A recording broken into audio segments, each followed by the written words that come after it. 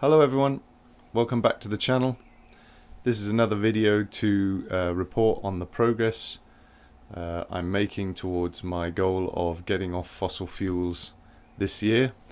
For anyone who doesn't know what that's about, check out my previous videos. I set myself a goal for this year to get rid of all direct use of fossil fuels from my life this year. So I've made a few videos already about the progress I've been making, and this is my latest one.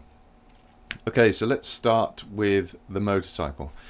Around the time I put out my previous video, it was literally the same day or possibly the next day when I put that video out, someone came along to have a look at my motorcycle and they bought it, and so the motorcycle is gone. It is no more. So that's the first fossil burner gone, which was really good. I was kind of sad to see it go, but I wasn't using it that much anymore anyway, and the guy who bought it, you know, was really thrilled with how it looked and everything, and I think he's going to get some good enjoyment out of it for a few years while he uses it. So that was that one. Okay, and then soon after that we managed to sell our PHEV. Now we've been using the PHEV for a very long time. It was how we got sort of into our first ever EV. We were in the very early days quite nervous about going for a full electric because we didn't know what to expect. So we thought a plug-in hybrid would be a good sort of stepping stone to get us into it, and sure enough, it was. We very quickly got used to the idea of charging the battery and how far we could go on electric alone, etc. So it was a fantastic car, and it was, you know, to this day it was great for long trips when we had to go camping, or we had to go up to Derby or the Lake District or other places like that. It was really comfortable over long distances, so it was a great car to have. But yet finally we've gotten rid of it, and that is because we have a full EV to replace it with. Now I don't know whether I've said this in a previous video, but we have been waiting for delivery of a MG ZS EV long range. We had it on back order for quite a long time, and it was originally supposed to come in May, but it was then pushed back to September, October time, and in the end we decided we didn't want to wait any longer, so we cancelled that lease deal as we were entitled to do because of the delay, and instead we decided to go and buy an EV. And the EV we bought was a Tesla Standard Range Plus Model 3. We bought it from Cinch. You've probably seen them on the TV. It was a pretty good experience. We had no real problems. We went on Cinch's website. We had a look through the ones that were there.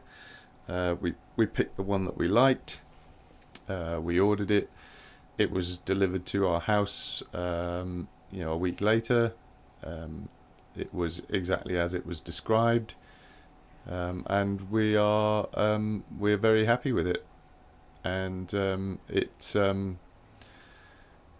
EVs go, you know, the Tesla really is an amazing car to drive. You know, it's like it feels like a go-kart. It's incredibly planted, and it's just a really fun car to drive. My wife loves it, but the really good thing about it is what it says you'll get in terms of range on the GOM is what you do get. It's not like the other EVs we've owned where it kind of gives you a guesstimate of how many miles you do. But if you drive a bit differently, or if the weather's a bit different, or you turn this on or that on, you know, you don't actually get as much as it says you were going to get. With the Tesla, it doesn't seem to make any difference. It's really weird. So if it says you're going to get 200 miles, you get 200 miles. Even if you're on the motorway doing 70, you still seem to get what it says, which is really, really great. And you know, it does take some of the some of the not range anxiety, but some of the uncertainty about, oh, you know, will we make it here, will we make it there? So really like it for that. And of course it's got the supercharger network, and that's all integrated into the sat nav system. So if you want to go somewhere further, it automatically tries to plot you to chargers on the way and tells you how long you need to stop there and stuff, which is really great. But yeah, we've had a few little issues with it. One of the aero covers for one of the wheels kept coming loose all the time, and I originally raised this with Cinch when the car was delivered, and they said they would you know, for me to get it replaced, and then they would refund me the money. But when I put in a request to Tesla to come and repair it, they just did it under the warranty, so there was nothing to pay anyway. So so it was great from both Cinch and Tesla. So yeah, kudos to them both. And yeah, it took a little getting used to the sort of one screen for everything. You know, it took me some time to figure out where to find things, but I really like the fact that, you know, that my wife and I have both got our own key cards, and, you know, when I get into the car using mine, it remembers my steering wheel position and seating position, and adjusts them accordingly before I even get in, and the same for her, because we're quite different in size. So that's really nice. There's no having to manually adjust anything. You know, everything adjusts back to your position when you get in. The only thing you have to manually adjust is the rear view mirror, which is not sort of motorized. But yeah, fantastic car, really great. We were originally looking for a long range version, but in the end we decided a standard range plus would probably be more than adequate. So on a full charge, it seems to say that it'll do about 210 miles. It is a second-hand one, and it's done about 20,000 miles when we bought it. So it's obviously lost a little bit of its original range, but 210 miles, and that, you know, it will do 200 miles on the motorway quite well. So it's more than enough. If we ever have to go, you know, substantially further than that in a day, it doesn't take long to have a quick top up at a supercharger now and then, and you're back on your way. So actually, it seems to be more than enough.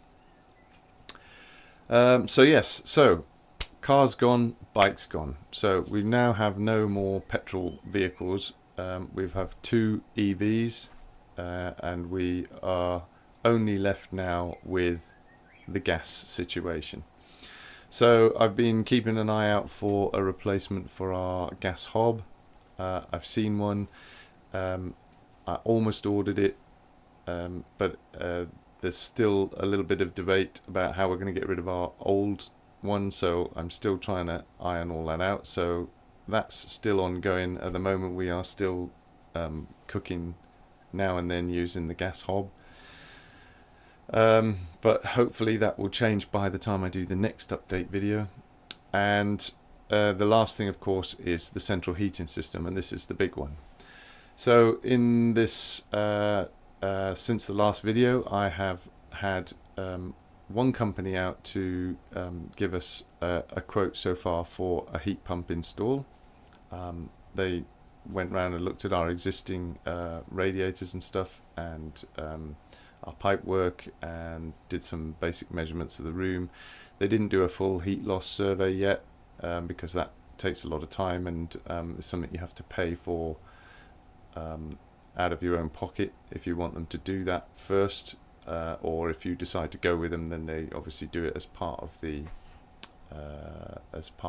work. But obviously they can't give you a fully accurate quote until they know what sort of heat loss you've got, so they can narrow down exactly what size heat pump you need. But anyway, so we've had a quote come through from that company.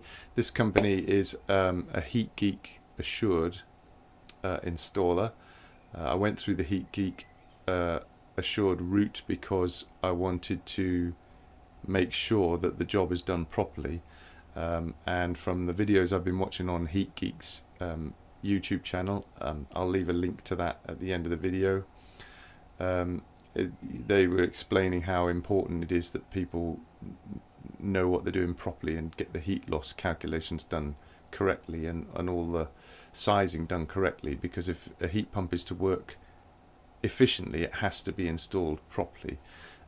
So it's very important to get it done right, and so that's why I went down the route of using a HeatGeek assured installer. So I got that quote. That came in quite a bit more than I was thinking it should. So I've also now had a second company out to give us a quote, but I haven't actually received that quote through yet.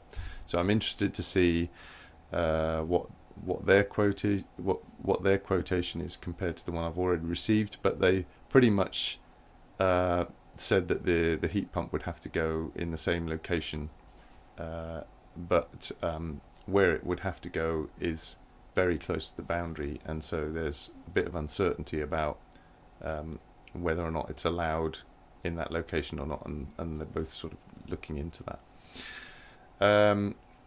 As well as that, we also decided to take a trip over to the Herschel Infrared headquarters and have a look around their showroom at the infrared panels. Now, I saw these on Fully Charged, and I also have been doing some research on those. Again, they've got some videos on YouTube where you can look at customers install, who've already had it installed and what they think of it, etc. So I'll leave some links to that as well in the description. But yeah, so the infrared panels obviously not going to be as efficient as a heat pump. They are 1-to-1, but infrared panels be a lot easier to fit. They can be mounted on the ceiling or on the walls, and it's a bit more controllable on an individual room basis. And obviously with heat pumps you have to get them serviced every year, and that's a sort of a £300 cost every year to get them serviced. If you have infrared panels, there's no additional work to do, there's no servicing, and so that £300 every year is effectively you can spend on electricity to run them, because they're not going to be as efficient as a heat pump. So they will be cheaper to install, but they will use more electricity, and over the long term they may be less cost effective, or possibly as cost effective. I need to find out by having a full quotation done for the heat panel. So at the moment I've got a form that I need to fill out from Herschel. I've got to measure up the size of all the rooms and give them a floor plan, and let them know what are external walls, etc., etc. It's a bit like doing the heat loss calculations that they will do for the heat pumps as well. And then they can tell me what panels I need in what rooms where, and then give me an idea of how much it would cost to run the system. So I'm filling that out at the moment, and hopefully, yeah, when I do the next update video, I'll have some feedback on that, about the total cost of installation of that compared with the total cost of installation of a heat pump, and then the expected returns, etc. in terms of heat pump will be more expensive to install, but has to be serviced every year, and it only has a finite lifespan before it becomes major components need replacing. So is the difference in cost between installing the infrared panels and the heat pump something that you would recoup before the end of life of the heat pump system, or would it always be more cost effective to effectively have the infrared panels because there's such a high cost of installation for the heat pump?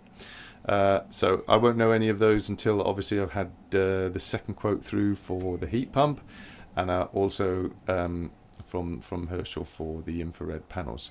I think the electric radiators that I was using to experiment with over the winter are pretty much not going to be an option. I think they'll just be too expensive to run those.